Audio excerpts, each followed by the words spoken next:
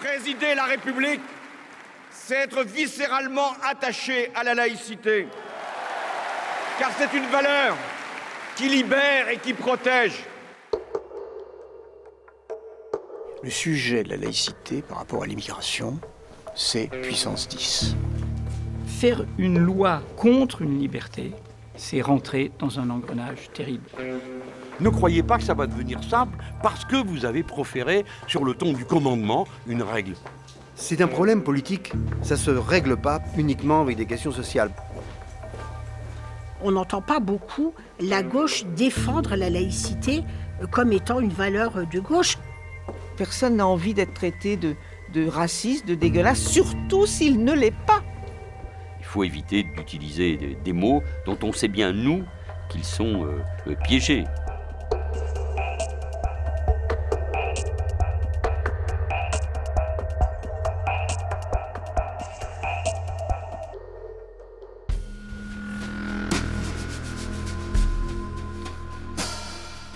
La laïcité à la française, modèle unique au monde, s'est imposée depuis plus d'un siècle comme élément central de notre identité politique.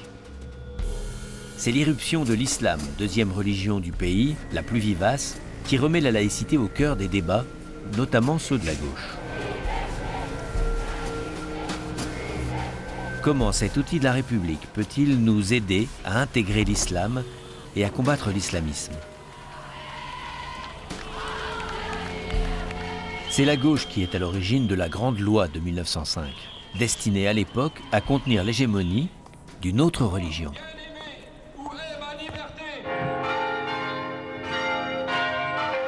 Au début du XXe siècle, le catholicisme structure, du baptême aux obsèques, la vie des Français et mène un combat idéologique contre la République.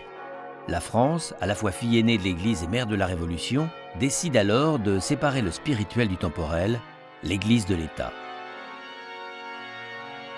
S'il y a un seul article à lire que tout le monde doit connaître par cœur, c'est « La République assure la liberté de conscience ». Point.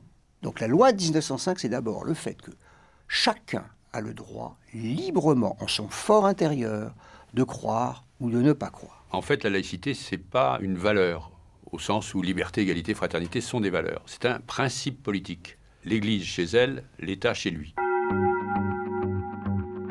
Pour élaborer le texte fondateur de la laïcité, deux personnalités de la gauche républicaine s'affrontent. Aristide Briand, député républicain socialiste, promoteur d'une position libérale, il cherche un équilibre favorisant d'abord la liberté de conscience. Face à lui, l'anticlérical Émile Combes, qui prône des solutions radicales, engagé dans un combat spirituel, idéologique contre le catholicisme. La gauche radicale qui se reconnaissait dans la presse satirique comme Les Corbeaux ou comme d'autres titres, accusait Aristide Briand d'être trop mou envers les intégristes. Et considérait que d'ailleurs l'Église était en soi intégriste, ce qui n'était pas complètement faux. À l'époque, l'Église en soi avait de telles prétentions politiques sur la vie des autres qu'on peut considérer qu'à l'époque, l'Église catholique en soi était déjà intégriste. Il y a une proposition d'interdire que le clergé aille en tenue cléricale dans les rues. Alors, bon, là, certains disent « Ah ben non, c'est trop, ils s'habillent comme ils veulent ». Vous voyez que c'est pas des débats si nouveaux. Mais c'est ce qui a permis à Briand d'apparaître comme le juste milieu. De pouvoir dire « Vous voyez, je ne vais pas aller jusqu'à vous interdire de pratiquer votre religion ni de croire. Je vous demande de respecter l'espace public et la liberté de conscience. » L'ambiance tourne à l'insurrection dans les régions les plus catholiques. Le débat public est chauffé à blanc par la presse. Aristide Briand trouve quand même la voie d'un compromis autour de ses thèses libérales. La loi est votée, il lui aura fallu 3 longues années pour convaincre. Et au fond, ce qui a toujours fait la force de la gauche, c'est sa capacité de synthèse. Alors les républicains ont fait surgir de terre un imaginaire collectif qui s'appelle la République et l'idée que le peuple est souverain. La loi de 1905 dit « Judaïsme, protestantisme à égalité avec le culte majoritaire, dominant. » Pareil, même droit. On oublie une 4e religion, l'islam, pour cause coloniale. Donc la République, elle s'est libérée de cette emprise, ça a été dur. Elle n'était pas préparée à avoir une autre offensive, au fond, d'une autre religion. Et elle n'a pas vu venir. Et bien sûr, entre foi religieuse et fanatisme, il n'y a qu'une étroite frontière qu'il est parfois difficile à définir. 3 jeunes filles musulmanes qui s'opposent à leurs professeurs et aux dirigeants du collège. Motif, elles veulent afficher en permanence les signes extérieurs de leur religion. Le foulard, plus précisément le zif marocain que portent Fatima et Leïla selon leurs convictions musulmanes. Le problème n'est pas des croyances, le problème est de la manifestation extérieure de cette croyance dans l'enceinte des locaux scolaires et notamment en classe. S'il nous accepte de mettre le foulard, on y va à l'école. Et puis s'il ne veut pas qu'on mette le foulard, eh ben... on n'y peut rien, il nous a renvoyés, là. J'habite encore dans les Hauts-de-Seine, je suis au Plessis-Robinson, une ville à l'époque très ouvrière. On a encore un parti communiste qui est un parti de masse, très implanté dans les cités, etc. Et donc, ça se passe bien, il n'y a pas de confrontation entre les familles, les individus. Moi, je suis au lycée à Massy, dans l'Essonne. Il y a des gens de toute origine, de toute confession, de toute religion. C'est un débat qui m'a semblé, à l'époque, qui me semble être un débat de vieux. Les militants politiques que nous étions se disaient quoi on n'a plus le droit de manifester son opinion au lycée, au collège, mais on avait tous, les uns notre petite faucille et marteau, les autres notre main de Fatma, les 5 doigts là... touche pas à mon pote.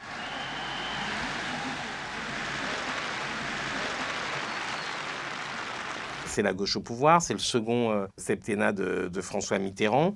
On est après 86 et la mort de Malik Oussekine. C'est aussi un peu la découverte de la deuxième génération, parce que la première génération d'immigrés, c'était une immigration essentiellement masculine. Sauf que ce que peut-être les sociologues et les politiques n'avaient pas prévu, c'est que ces immigrés avaient ramené leurs femmes et ils avaient fait des enfants. Et nous, on était là avec des problématiques nouvelles, pas les mêmes que nos parents, en fait, voilà, parce que nous, on avait pris conscience. Même si nos parents et moi, mon père, continuaient de nous le dire, on rentrera en Algérie. Nous, on savait parfaitement que c'était plus possible. Harlem, très rapidement, vous avez pris position. Vous avez dit, finalement, le djinn l'emportera sur le tchador. Je suis contre, moi, à titre personnel, mais il faut laisser ces jeunes filles parce que c'est le meilleur moyen de ne pas les exclure. Alors j'estime effectivement que nous ne devons pas les laisser, sous prétexte de provocation, faire main basse sur ces enfants. Et qu'il faut au contraire que ces enfants-là, malgré le fait que dans leur environnement familial, dans leur environnement intégriste, on a voulu les affubler d'un foulard, ils puissent quand même aller à l'école. Parce que là, ils seront au contact d'un autre univers, parce que par l'acquisition des connaissances, eh bien, ils pourront effectivement, eux aussi, avoir leur chance et réussir l'intégration. Si vous voulez, on a d'abord pensé à nous en disant « c'est quoi cette histoire ? C'est un piège. L'école n'est pas un lieu du vide politique. » Puisqu'on dit que la République, elle a une mission d'émancipation, une mission intégratrice. Je me dis, mais en fait, si ces gamines ne vont pas à l'école, justement, c'est parce que je crois à l'école républicaine, je me dis, il faut les accepter. Si aujourd'hui, 200 ans après, la laïcité ne pouvait pas accueillir toutes les religions, toutes les expressions en France, alors c'est qu'il y aurait un recul terrible. Si le voile est l'expression d'une religion, nous devons accepter les traditions telles qu'elles sont. Je pense que j'étais plutôt du côté de Daniel Mitterrand. Parce que j'accueillais le monde, comme on dit. Voilà, on accueillait le monde. Au nom des minorités, on disait, mais bon, c'est leur culture.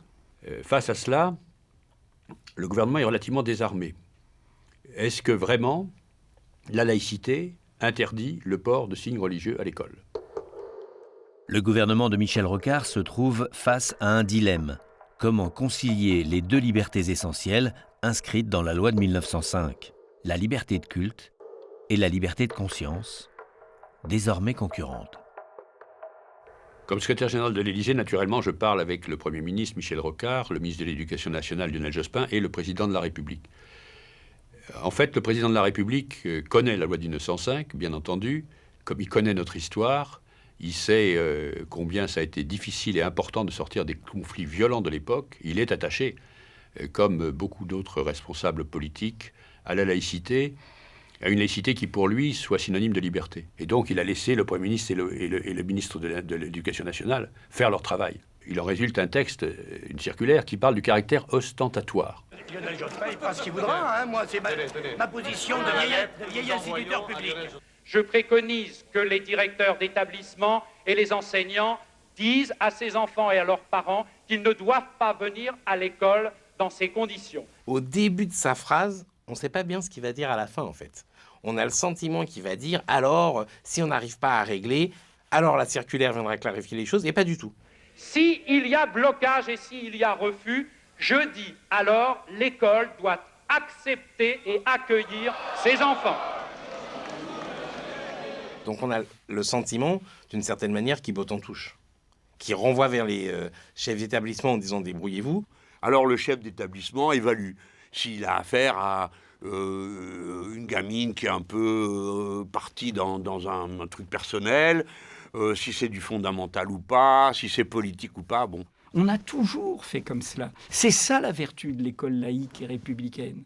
C'est non pas de rejeter, mais d'amener tout le monde à évoluer comme ça. Je suis dans l'hémicycle, puisque je suis chargé des relations avec l'Assemblée nationale au cabinet du Premier ministre, au cabinet de Michel Rocard, et je vis comme bien d'autres ce qu'on pourrait appeler le début des tourments de la gauche avec ces discussions, avec ces problèmes. Mais pas plus qu'on ne juge l'Église catholique à travers Monseigneur Lefebvre, on ne doit voir derrière chaque musulmane une intégriste en puissance. Il répliquait un argument qui n'était pas vraiment présent, qui est de dire, oui, mais il dit, si chaque foulard, on voit derrière chaque musulmane un intégriste, on est à côté de la plaque. On pensait tous ça. Nous le prenons de la mauvaise manière. Nous le prenons sous une forme émotionnelle. Et chacun réagit un peu avec ses tripes sur cette question. Je souhaite que ce problème ne devienne pas un problème socialo-socialiste. Les socialistes, au sens les politiques socialistes, les dirigeants socialistes, unanimement, Mitterrand, Rocard, Jospin, Joxe, Mauroy, premier secrétaire du Parti socialiste, globalement prennent la position dans le sens d'une minimisation du phénomène. François Mitterrand était venu nous voir une journée, on était à Saint-Malo. Et après, au milieu d'un repas de poisson, le président, qui avait une façon à lui de dire son mécontentement, mais il était très mécontent, je le sentais très bien, m'a dit, mais enfin, Elisabeth, deux gamines avec un foulard sur la tête, ça menace pas la République, voyons. C'est pas du tout gênant. Et puis, me dit-il, elles sont charmantes, ces petites jeunes filles avec leurs petits foulards. L'affaire du voile islamique suite. Chaque jour amène un nouveau cas d'école où une ou plusieurs jeunes filles veulent porter le voile de leur religion pendant les cours. Après une semaine d'expérience, Fatima et Leïla n'ont pas pu tenir l'engagement de suivre les cours sans foulard. Le père a décidé d'agir. Vous avez pris un avocat. Oui. Vous vous battez sur quel principe? Principe de la liberté de mes filles qui s'habillent comme ils voulaient. Le voile, c'est un droit, le voile, c'est notre honneur, touchez pas à notre honneur. Sur ce slogan et au cri d'Allah Akbar, Allah est grand, 700 personnes ont manifesté boulevard Magenta cet après-midi. Et c'est là aussi où je me suis rendu compte à quel point les politiques étaient lâches dans certaines circonstances. Vraiment. Parce qu'enfin, au bout d'un moment, il fallait être naïf ou détourner son regard pour ne pas voir que ces deux jeunes filles étaient évidemment manipulées. Rentrés dans l'impasse à Creil, les enseignants solidaires refusent la présence au cours des jeunes filles au foulard. Rentrée tendue au collège de Creil, où les enseignants ont décidé de s'opposer au port du foulard islamique dans les salles de cours. Leurs professeurs ont refusé de les recevoir tant qu'elles porteront le foulard. C'était un mépris des principes républicains.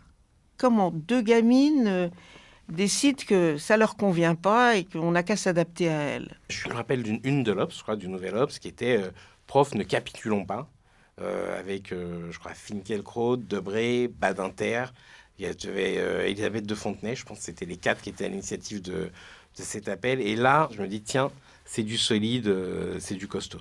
Leur position, c'était de dire, si on accepte ça, c'est le début de la fin. On était tous enseignants. Donc l'école à cette époque, en tous les cas pour nous, l'école publique, c'était sacré. C'était le lieu où on pouvait développer la liberté de penser et de juger des enfants, de les, de leur ouvrir l'univers familial aussi, de leur apprendre la liberté de penser. On veut des musulmans qui n'aient pas l'air musulmans. Donc 89, c'est un désastre intellectuel de ce point de vue, puisque ce qu'on retiendra, c'est ce texte signé dans le Nouvel Observateur, avec ce mot, le Munich de l'école républicaine. C'est quoi Munich? Alors il y a Hitler, là, il y a le fascisme.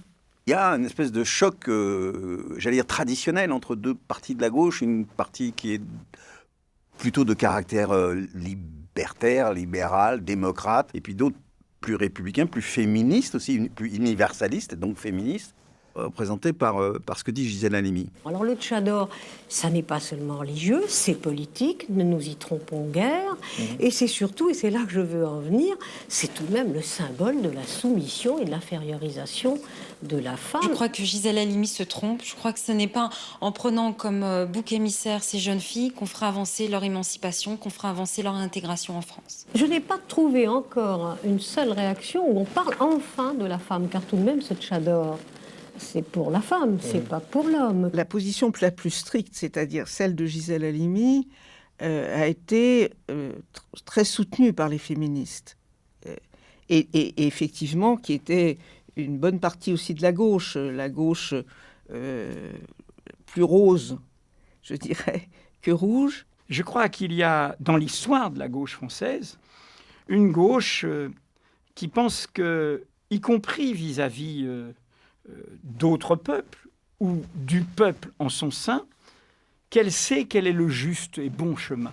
Ça fracture des familles politiques ou d'idées qui étaient assez proches, voir Ayet Boudjema interpeller Gisèle Halimi. Bon, on imagine que pour une jeune femme de sa génération, c'est pas rien. Ouais, on est tous perturbés, il ne faut pas raconter d'histoire, parce que même tant d'années après, je les entends et j'éprouve la même impression que tout le monde a raison.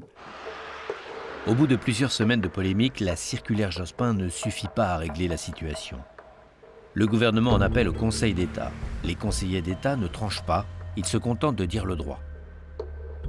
Le Conseil d'État dit, en l'absence d'une loi, on ne peut pas interdire systématiquement le port de signes religieux, en l'occurrence du foulard, à l'école. Mais par contre, on peut le limiter, voire l'interdire dans le cas où il fait une action de propagande, de prosélytisme. Les jeunes filles savent désormais que pour retourner à l'école, il leur faudra ôter le voile. Mais rien n'est précisé pour les contraindre. Est-ce que, oui ou non, c'était pour elles obligatoire? Est-ce que pour être de bonnes musulmanes, elles étaient obligées de le faire ou non? D'abord, c'est la première fois que j'entends parler de foulard coranique. Oh, vous avez lu la presse française? Non, très franchement, parce que si je l'avais lu, j'aurais immédiatement émis une fatwa d'ici. Le fatwa, c'est l'arrêt des oulémas. Oui. C'est un sacrilège que de mettre les saintes écritures sur des tissus qui peuvent être souillés, qu'on le veuille ou non. Il n'y a pas question de porter un voile sous une forme ou sous une autre, quel que soit le nom qu'on lui donne. On peut pas lui interdire de porter un fichu si elle a des bigoudis ce jour-là. Ce qui n'est pas recommandé en classe. D'accord. Au fond, on aurait dû prendre ça comme une preuve de l'offensive politique, parce que dès que le roi du Maroc a dit stop, ça s'est arrêté. Si on avait tout de suite dit non, et si le Conseil d'État, au lieu de s'en mêler, pardonnez-moi, les pinceaux à dire oui, non, si ceci, si cela, je pense que ça serait arrêté. Mais c'était un test, et un test de notre résistance. Et ça, on ne l'a pas vu. Et la gauche ne l'a pas vu. Oui, en 89, je me suis trompée parce que j'ai été, influencée par le contexte. J'étais dans une démarche de soutien à des gens pointés du doigt à cause de leur religion. Et en plus, on a toujours en mémoire les guerres coloniales, etc. Et donc, on pointait du doigt des hommes et des femmes issus d'une immigration ciblée, etc. Donc, je me suis mis dans la défense de ces jeunes filles. C'est vrai que quand aujourd'hui je reparle avec certains de ces intellectuels qui sont des amis, qui ont lancé cet appel, des gens pour qui j'ai de l'admiration notamment, et du respect, et de l'estime, et qui me disent « mais ces deux petites filles, vous n'avez donc pas vu qu'elles étaient manipulées, de jeunes filles comme ça. Elles ne pouvaient être que manipulées. Ben non, on ne l'a pas vu. Certains et certaines, ces intellectuels, comme Elisabeth Badinter, Alain Finkielkraut, Gisèle Halimi, anticipent et surtout transgressent, du point de vue de la gauche, l'idée que être laïque, refuser le voile, le tchador, lutter contre l'intégrisme, c'est pas être de droite ou d'extrême droite, c'est être profondément républicain. Et donc, les hommes et les femmes de gauche peuvent parfaitement tenir ces positions. Je le comprendrai plus tard. Fatima et Leïla sont maintenant en 3e et elles se rendent comme tous les matins au collège Gabriel Avez. Elles sont les seules parmi les élèves à porter encore le foulard, un foulard qu'elles enlèvent néanmoins une fois franchi la porte de l'établissement.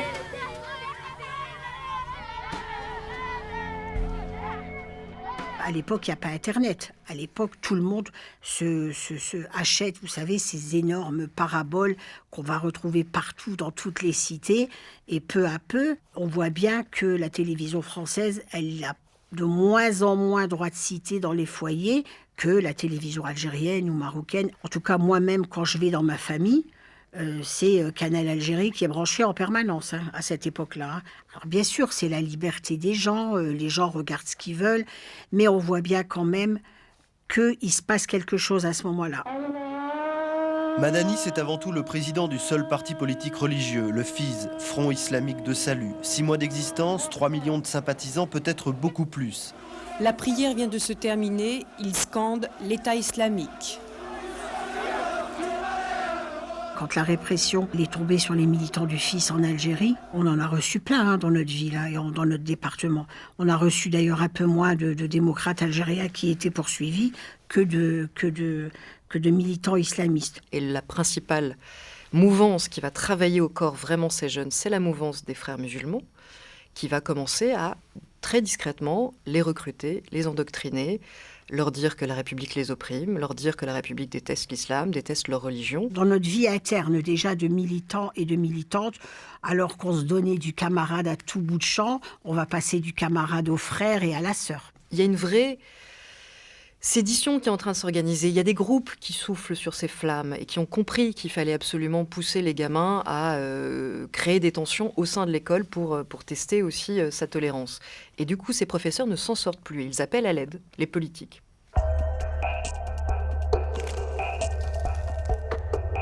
Tous les enfants de France, quelle que soit leur origine, quelle que soit leur croyance, sont les filles et les fils de la République.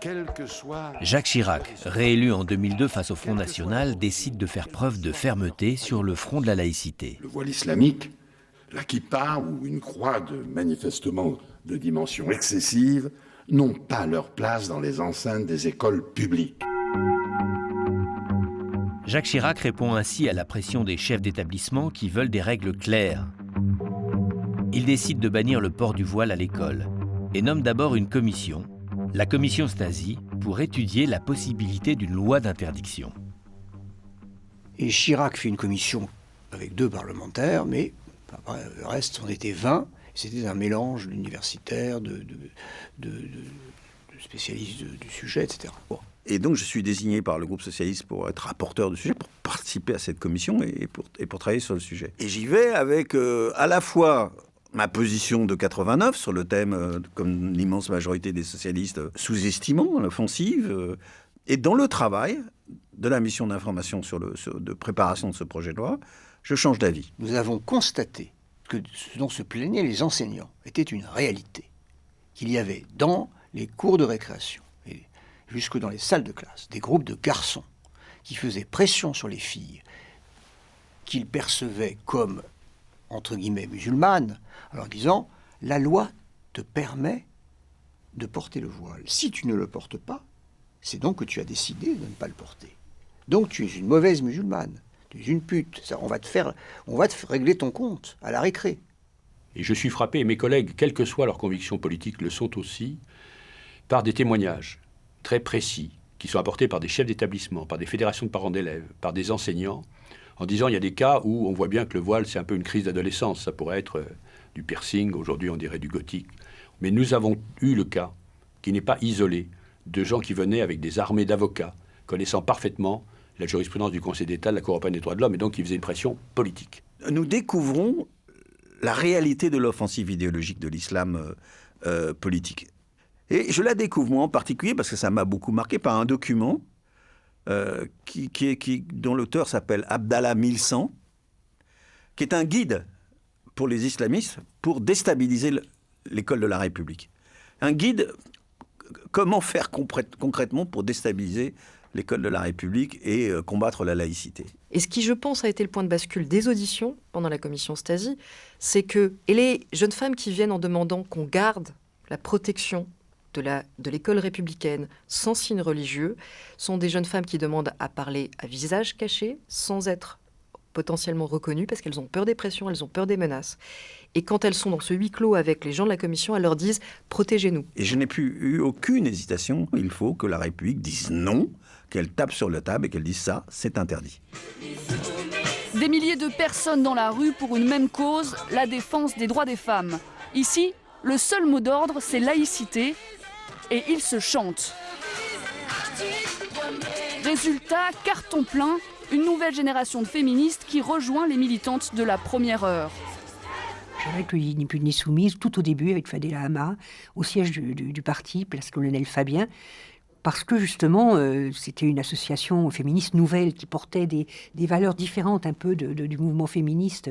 On se prend une flopée d'insultes. On nous dit qu'on s'est accoquiné avec la droite, que c'est la droite qui fait cette loi, que c'est honteux. Et on est obligé de faire un tract pour rappeler quelques petites choses du passé, en leur disant que la loi sur l'IVG, vous l'avez quand même votée, et pourtant c'était une ministre de droite qui l'a proposée et qui l'a élaborée. Le féminisme était quand même, à l'époque, porté par des femmes, principalement, et des hommes, mais d'un certain niveau social, d'un certain niveau intellectuel. C'était quand même quelque chose d'assez réservé. Et le but de Ni Putes Ni Soumises, c'était vraiment de faire en sorte que ça éclose dans les quartiers. Le mouvement Ni Putes Ni Soumises a permis, je pense, de réveiller et SOS Racisme, qui a été assez courageux sur ce dossier, qui a changé d'avis profondément, en écoutant quoi ? En écoutant les filles des quartiers. Beaucoup de femmes ne sont pas spécialement pour cette loi. En tout cas, la quiétude qu'elles ont, c'est quand même la prégnance du religieux dans leur vie. Et toutes ces femmes nous disent, nous, on veut que nos filles, elles aillent à l'école. Autre cortège, autre discours. Une petite centaine de personnes manifestent contre la loi sur la laïcité. Leur point de vue sur le droit des femmes est bien différent. Nous, on est des féministes et on se bat pour le droit à l'éducation et pour le droit de mettre ou ne pas mettre son foulard. Tu te revendiques féministe, mais t'as pas réglé toi-même ton problème, parce qu'à un moment donné, il faut se poser la question du voile. Mais c'est une injonction qui est faite aux femmes. Pourquoi elle n'est pas faite aux hommes ? Non, moi ça, je peux pas l'accepter. Parce que le voile, c'est quand même le symbole d'une soumission. Faut pas. Il n'y a pas de raison de donner au voile la signification qu'il n'a pas. Parce qu'au fond, ce seraient les femmes qui seraient responsables des dérives sexuelles des hommes, et on peut parler de féminisme dans ce cas-là ? Mais c'est une blague, et une blague que beaucoup ont d'ailleurs entérinée.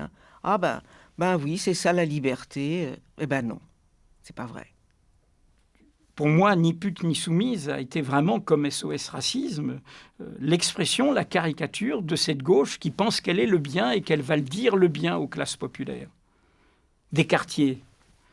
Et les quartiers, le peuple des quartiers, ceux qu'on met en ghetto comme ça, qu'on regarde d'en haut.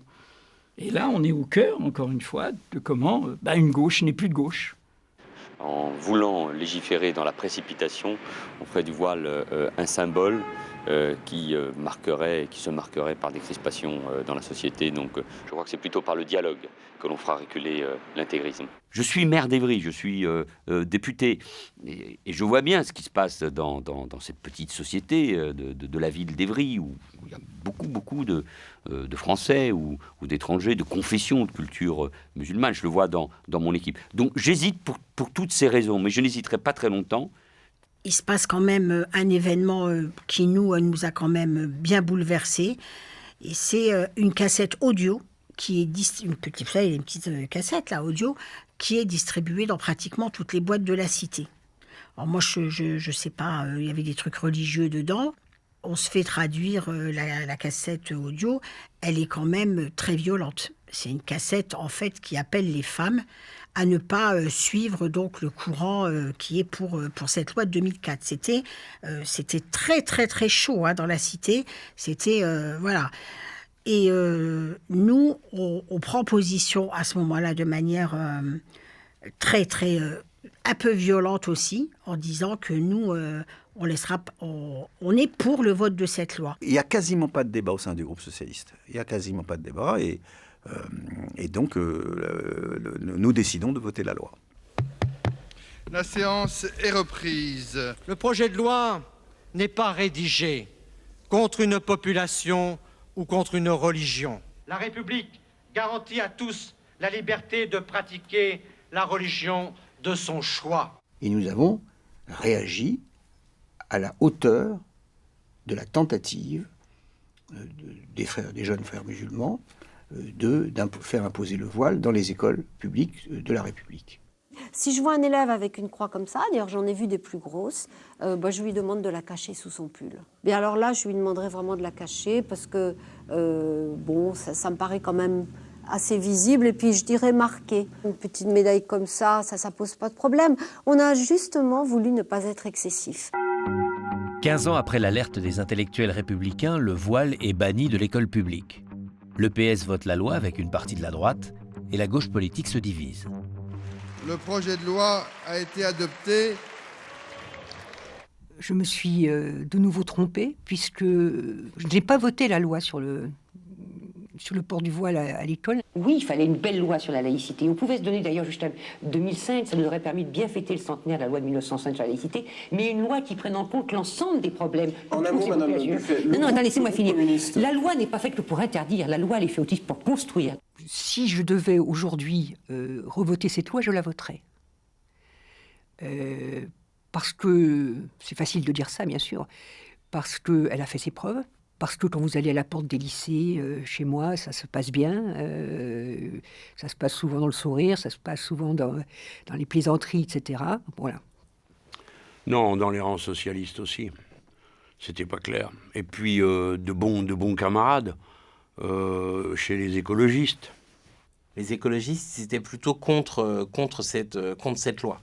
Et pourtant, les écologistes, on est d'une tradition qui est une tradition assez universaliste, on pourrait dire. Sauf que dans la réalité des positions politiques dans le champ, souvent, on est aussi un parti qui est attentif à la lutte contre le racisme, comme d'autres, très attentif au régionalisme, très attentif à la défense des identités minoritaires. Et nous aussi, on a été traversés d'abord par le même débat, et puis on s'est retrouvés pris au piège de la même manière. C'est une des plus sales périodes de ma vie militante, parce que je me dis que quelquefois, j'ai passé beaucoup plus de temps à me battre avec eux et souvent contre eux pour leur expliquer l'utilité de cette loi. J'y suis allée voir des élus en leur disant vous vous rendez compte que cette cassette a été mise dans toutes les boîtes aux lettres des gens qui avaient été repérés comme étant musulmans.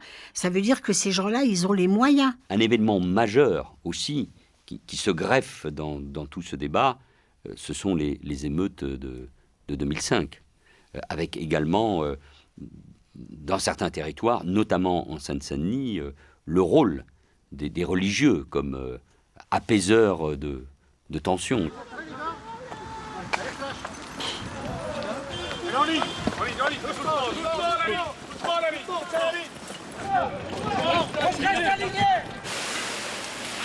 Les entreprises, les bâtiments publics et même les écoles, aucun édifice collectif n'a été épargné.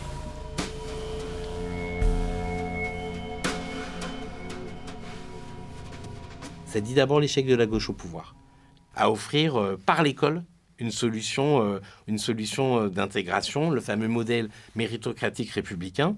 C'est un mythe qui est mobilisateur et rassembleur lorsqu'il fonctionne.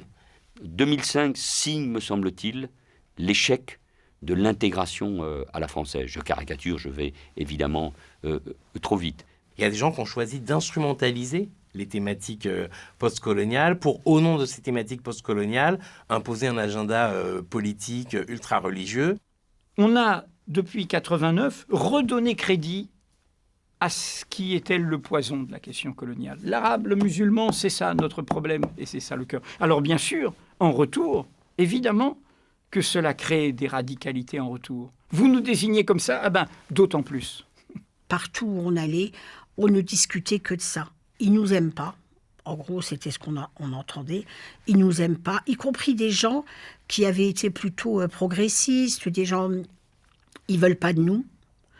Et ils veulent pas de nous parce qu'on est musulmans. Ils instrumentalisent l'humiliation vécue par les parents, puis par les enfants, en disant, vous avez vu, s'ils vous font ça, vous avez vu comment ce pays vous traite? Et maintenant, après vous avoir fait tout ça, en plus, ils vous imposent une loi qui est une loi contre l'islam. Ça, c'est le discours des islamistes. Et d'une certaine manière, là où c'est terrible, c'est que même une loi, la loi de 2004, qui était faite pour empêcher leur avancée, en fait, d'une certaine manière, tout leur fait profit, puisqu'ils ont vendu cette loi comme étant une loi de stigmatisation.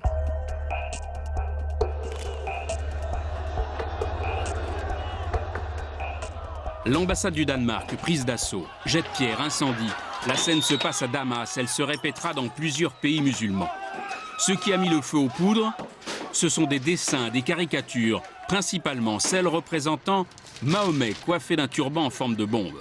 On suit cette affaire, l'affaire du Jyllands-Posten et de ce concours de caricatures organisé par notamment Flemming Rose, le patron du Jyllands-Posten, qui est un journal de centre. L'ambassadeur du Danemark venu rendre visite au président du Conseil français du culte musulman. La France compte le plus grand nombre de musulmans en Europe, 5 millions de fidèles qui, selon leurs représentants, sont choqués par l'humour danois.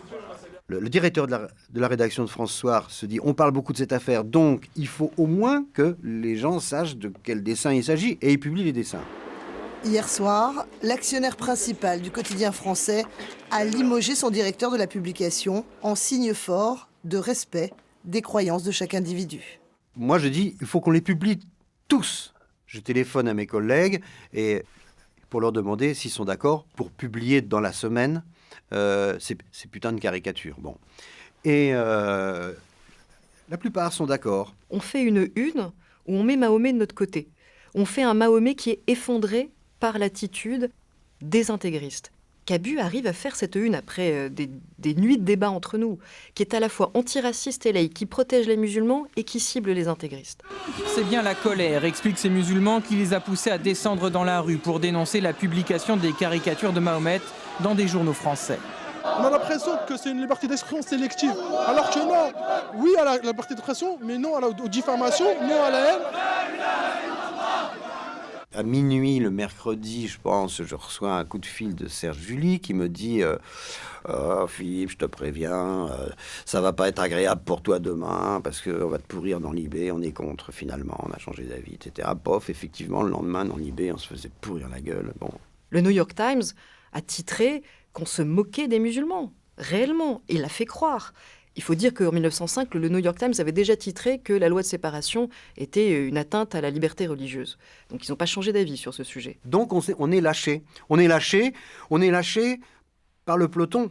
C'est pas nous qui accélérons, c'est le peloton qui freine. Donc on part en danseuse comme des cons devant, tout seul.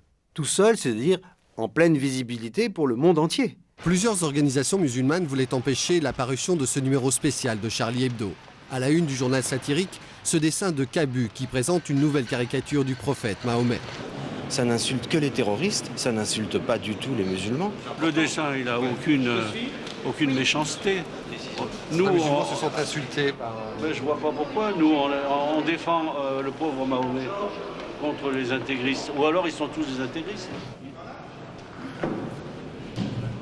Moi, j'ai demandé à des personnalités à l'époque de bords différents, de droite, de centre, comme Bayrou, et puis François Hollande, qui était premier secrétaire du Parti socialiste, et à des personnalités musulmanes, de venir témoigner en notre faveur. Et le journal s'offre une tribune. 12 témoins intellectuels et politiques. La scène vaudrait presque une caricature. Filmée dans la salle des témoins, un premier secrétaire du PS, un écrivain, un enseignant, une historienne. On sent tous qu'on est vraiment un tournant. Et si on recule un peu sous prétexte de bien-pensance, de bienséance, de ne pas blesser, etc., c'en est fini de la liberté d'expression. Ça veut dire que c'est fini la démocratie. On ne peut pas atteindre une liberté aussi essentielle que la liberté d'expression. Je ne crois pas qu'on rende service, y compris même aux religions en général.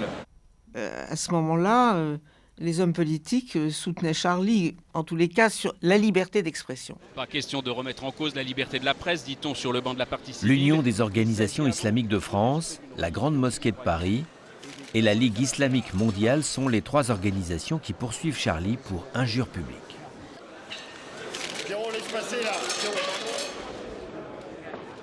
Le procès était très tendu, il y avait des menaces, on était sous haute protection. Il y avait donc les avocats de l'UOIF, de la mosquée et de la Ligue islamique mondiale qui étaient sur les travées d'en face. Et à un moment donné de fatigue, parce qu'il faisait chaud, parce que les débats étaient tendus, parce que de temps en temps, Kejman, qui était un de mes 2 avocats, et Malka, mais Kejman a été formidable, il a dit des trucs très marrants, qui ont fait marrer par moments tout le monde, vous voyez. Et nous-mêmes, enfin, on brandissait des choses qu'on avait fait contre l'Église, contre la Sainte Vierge, je sais pas quoi. Les gens voulaient pas rire, mais au bout d'un moment, ils se marraient quand même. Bon, donc il y avait une espèce d'ambiance de tension, mais de notre côté, des espèces de sas de dédramatisation où toute la salle rigolait, où le président gueulait et disait « Allez, arrêtez de rire maintenant, bon, on y va, on continue. » À un moment donné, le président dit « Pause. On fait une pause. » Parce que tout le monde est fatigué, on va boire un petit coup de flotte, on va pisser, bon. Et là, on est tassé dans l'allée centrale pour sortir, et ça, on piétine, et j'ai contre mon épaule l'avocat de la Ligue islamique mondiale. On est tous les 2 comme ça, l'un contre l'autre. Et il en profite pour me dire, Monsieur Val, je suis contre tout ce que vous dites, mais j'aimerais bien être votre ami. Il me dit ça. Les bras ne peuvent pas tomber, parce qu'on est tellement serrés que les bras ne peuvent pas tomber. Bon, mais il avait envie d'être avec des gens qui rigolaient. Il avait envie, parce que le rire partagé, c'était un partage d'humanité. Parce qu'il s'était marré malgré lui. Après, il a repris son rôle. Mais ça veut dire quelque chose. Ça veut dire qu'on peut y arriver quand on ne prend pas les gens pour des abrutis. Ça change tout. On s'ouvre, on se comprend. On n'a plus envie de s'arracher les ongles. On a envie de boire un coup, de discuter, dire comment on peut faire pour s'arranger. Je vais essayer de te convaincre, moi aussi. Enfin bon, voilà, l'humanité, quoi.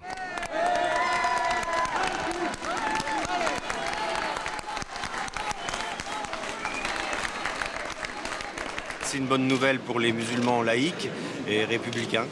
C'est une bonne nouvelle pour ceux qui croient en la liberté d'expression.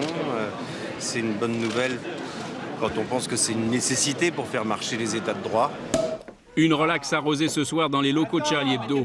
Initialement tiré à 100 000 exemplaires, le numéro spécial incriminé a été diffusé en février 2006 à plus de 400 000 exemplaires. Le jugement a bien tenu compte de la distinction à faire entre les personnes qui ne peuvent pas être attaquées selon leur religion et la religion elle-même. Ça veut dire qu'ils ne sont pas allés au-delà de la liberté d'expression.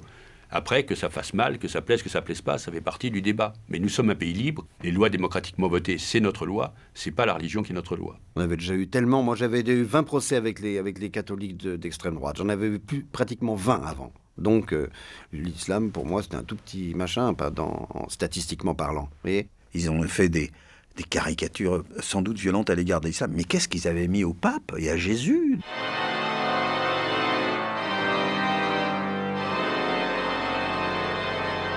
La religion catholique en a pris pour son grade au nom de cette liberté de pensée, de cette liberté de conscience, de cette liberté d'expression et de cette liberté de caricature.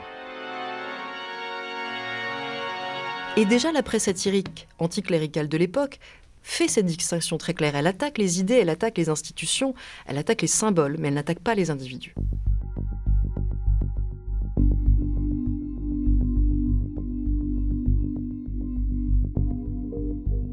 Quatre ans plus tard, Charlie est de nouveau pris pour cible.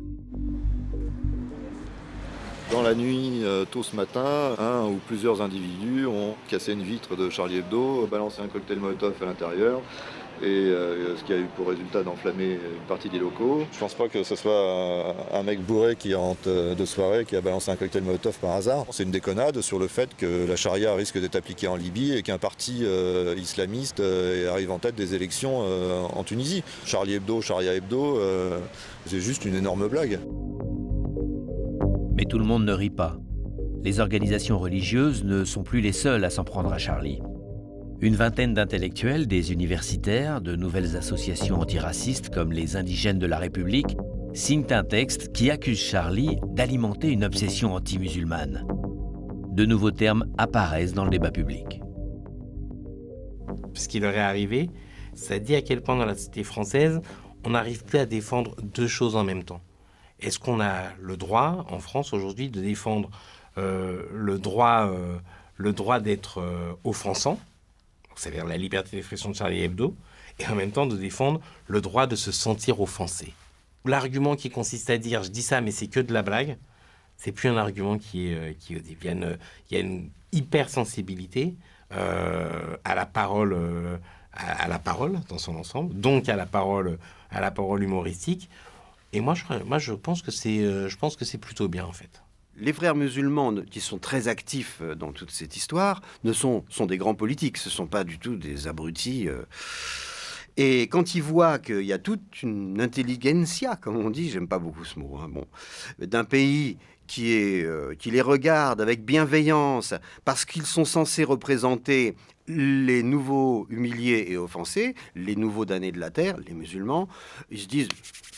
C'est bon, on peut y aller, quoi. On peut y aller. On a des relais médiatiques, on a des relais intellectuels, on peut y aller.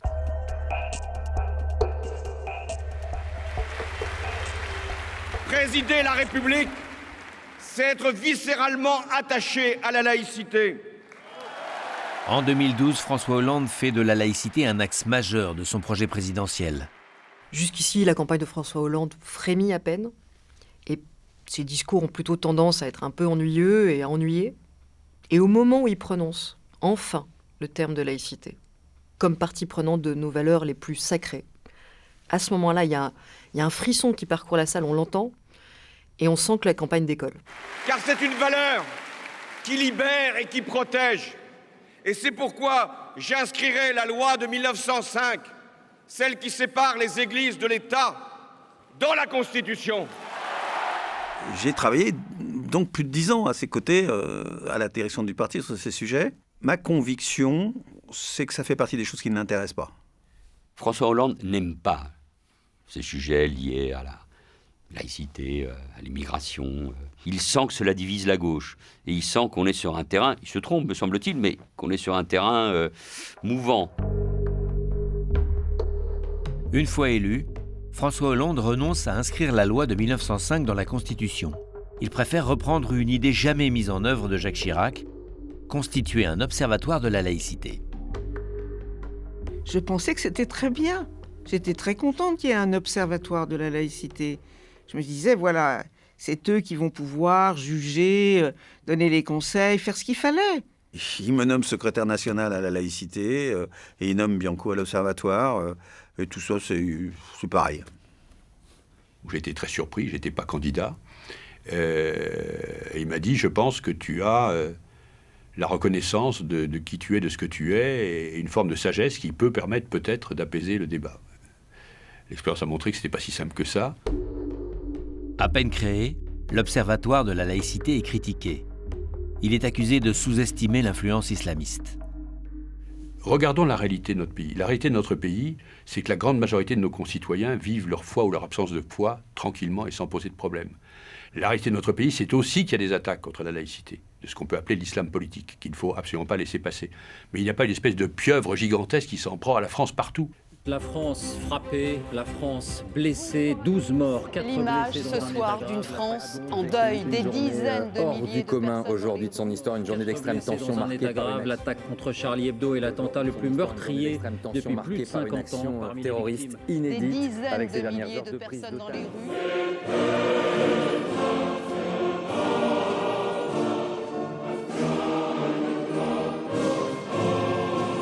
Charb, tu as été assassiné, comme tu le pressentais, par nos plus anciens, nos plus cruels, nos plus constants, nos plus bornés ennemis, les fanatiques religieux, crétins sanglants, qui vocifèrent de tout temps, à bas l'intelligence, vive la mort. Ils n'auront jamais le dernier mot, tant qu'il s'en trouvera pour continuer notre inépuisable rébellion. Beaucoup trop de gens oublient que sans la laïcité, on ne serait pas là à discuter tranquillement. Et j'ai moins peur des extrémistes religieux que des laïcs qui se taisent. toute rédaction qui serait massacrée pour les idées qu'elle a exprimées, évidemment qu'on est avec elle. Évidemment. Mais cela n'empêche pas d'être intelligent. Cela n'empêche pas de réfléchir. De réfléchir au-delà des assassins eux-mêmes, quel est tout ce contexte qui produit ces crimes, qui fait que ces crimes arrivent. Et quelle est l'irresponsabilité de gouvernants qui ne s'attaquent pas à la cause.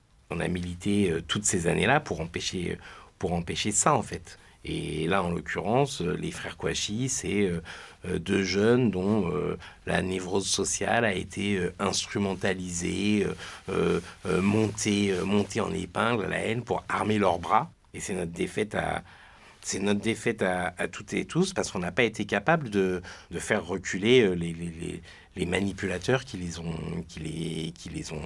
ont fait des criminels.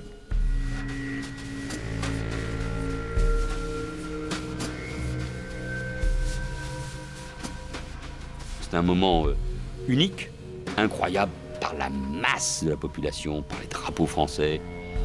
Et pourtant, au milieu de tout cela, les amis, les copains qui viennent d'Evry, les RER sont bondés, nous disent il n'y a pas la banlieue. Il n'y a qu'une partie de la banlieue. Il y a quelque chose qui manque. Sans doute parce qu'il y a une peur, il y a une souffrance, il y a une honte, parfois aussi, chez certains, de pouvoir être identifiés à ceux qui ont commis ces attentats ignobles au nom de la religion, alors que l'immense masse des musulmans de France n'ont rien à voir avec ça. Si on ne comprend pas l'humiliation quotidienne dans laquelle ont grandi des millions de citoyens et citoyennes françaises dans ce pays, on ne comprend pas l'hypersensibilité que ressentent un certain nombre de musulmans ou de musulmanes, d'ailleurs de culture musulmane ou de confession musulmane, c'est-à-dire qu'ils seraient croyants, en ayant le sentiment qu'en fait c'est toujours sur eux qu'on vient déverser le trop-plein de rage de la société française. Montreuil, hôpital André Grégoire. Des patientes qui refusent d'être examinées par des médecins hommes. La multiplication des pratiques rigoristes dans l'espace public plonge la gauche dans la plus grande perplexité. Comment en est-on arrivé là? Les uns s'accusent d'islamo-gauchisme, les autres d'islamophobie. Le mot islamophobe concentre toute la controverse qui déchire la gauche. La France n'est-elle pas devenue un peu islamophobe? Il ne faut pas avoir peur de se faire traiter d'islamophobe, qui a été, si vous voulez, pendant pas mal d'années, comment dirais-je, le stop absolu, l'interdiction de parler et presque la suspicion sur la laïcité. C'est uniquement un débat étymologique, l'islamophobie ou... Non, c'est un débat de posture. D'un côté, des gens qui, en effet, Elisabeth Badinter a raison sur ce plan-là, taxe d'islamophobe, toute critique de l'islam, et de l'autre côté, des gens qui sont en fait la nouvelle orthodoxie de pensée, qui est de dire que l'islam, c'est mal, c'est mauvais, c'est dangereux, c'est pas compatible avec la République. Vous avez deux orthodoxies de pensée pour vous empêcher de réfléchir. Jean-Louis Bianco dit l'essentiel, peu importe les mots. L'essentiel, c'est qu'on a le droit d'avoir sa religion. Et on a le droit de critiquer une religion, mais on n'a pas le droit de faire de la critique d'une religion une obsession. On n'a pas le droit de faire de la critique d'une religion le nex plus ultra de la politique française. Et on a d'autant moins le droit quand, y compris par des campagnes publicitaires, par exemple le groupe Publicis, on fait les campagnes de l'Arabie Saoudite, qui est le foyer de l'islamisme radical. Enfin, de qui se moque-t-on ? Ça fait rien. Il continue à nier la dangerosité d'un phénomène qui menace de dislocation les États de droit. Les États de droit. Moi, je l'appelle racisme anti-musulman, point final. Moi, je récupère pas des mots qui ont été balancés dans la vie politique pour pouvoir aussi nous museler sur le fait de critiquer des religions. On condamne très timidement les actes anti-musulmans parce qu'il ne faut surtout pas prononcer le mot islamophobie. Et dans le même temps, on vient alimenter le discours islamophobe, le discours qui vise les musulmans en les stigmatisant sur la question de la laïcité. Au fil des années, les signes de radicalisation sont de plus en plus visibles dans certains quartiers populaires. La fracture de la gauche se creuse. Manuel Valls n'en finit pas de durcir ses positions laïques. Il vote avec la droite l'interdiction du voile intégral. Seul contre l'avis de l'ensemble de la gauche, il prône même le bannissement du voile à l'université. Il se distingue enfin en 2016, alors qu'il est Premier ministre. Une trentaine de communes du littoral ont pris des arrêtés municipaux anti-burkini. La polémique divise le gouvernement.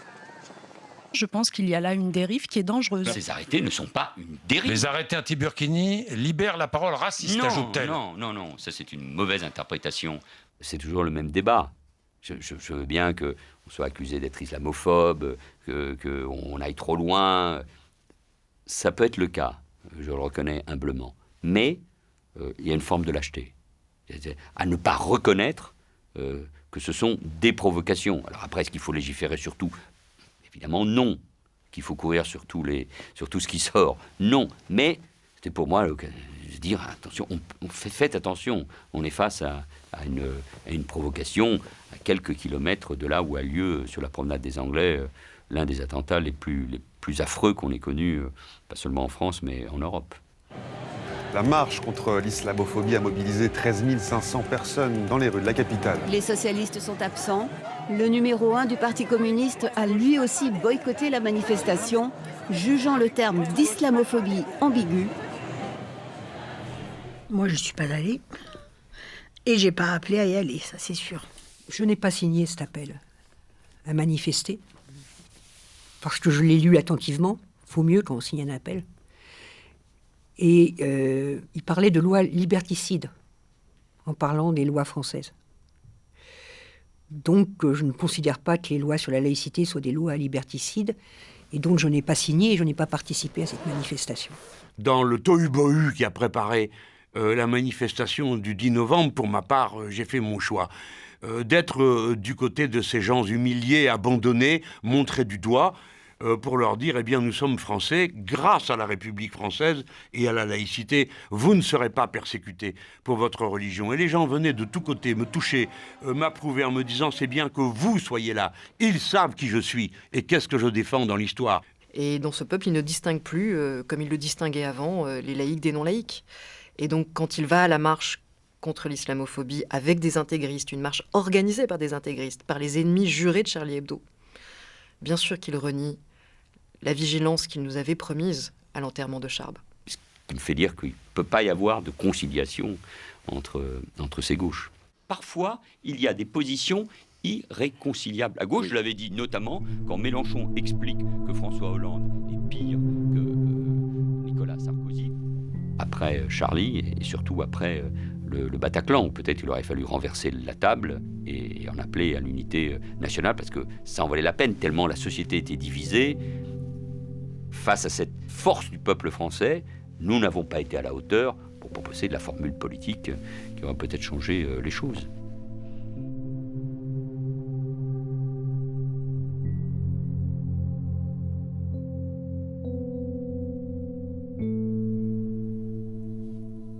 Ce qu'il faut faire pour s'en sortir est extraordinairement difficile à faire parce que plus les jours passent et plus c'est difficile. Et j'ose à peine vous dire, parce que ça me crève le cœur, qu'il me semble que dans certains quartiers, c'est trop tard. Je ne vois pas comment ça peut se passer bien et sans violence. Voilà, moi j'ai l'habitude de dire, sans vouloir être pessimiste, on l'a perdu ce combat. Alors bon, je ne vais pas paraphraser quelqu'un, mais j'espère que c'est une bataille qu'on a perdue et que qu'il y a d'autres victoires qui nous attendent, mais je vous avoue que je suis très, très, très pessimiste. Ça a toujours été difficile. Ne croyez pas que ça va devenir simple parce que vous avez proféré sur le ton du commandement une règle. Vous vous trompez, et si vous oubliez un seul jour qu'au point de départ de tout ça, il y a l'affect humain, c'est-à-dire cette idée que nous sommes semblables par nos besoins et donc égaux en droit. Si vous perdez l'idée que c'est une dimension affective, alors vous êtes à côté de vos pompes, vous êtes comme tous les allumeurs de bûcher. Si j'ai un conseil à donner à la gauche émancipatrice, eh bien, c'est qu'elle veuille bien s'intéresser plus à l'histoire de l'Empire, à l'histoire de la nationalité, à l'histoire qui fait que nos compatriotes qui sont issus de cette histoire trouvent leur place comme citoyens de la République. La majeure partie des gens de ce pays, ils ont envie de vivre ensemble. Mais pour qu'on vive ensemble, il faut arrêter de faire que la question des mémoires et reste cachée, et reste tabou. Ça, allez, c'est le moment là. C'est l'heure de faire le grand déballage. Faut sortir les archives.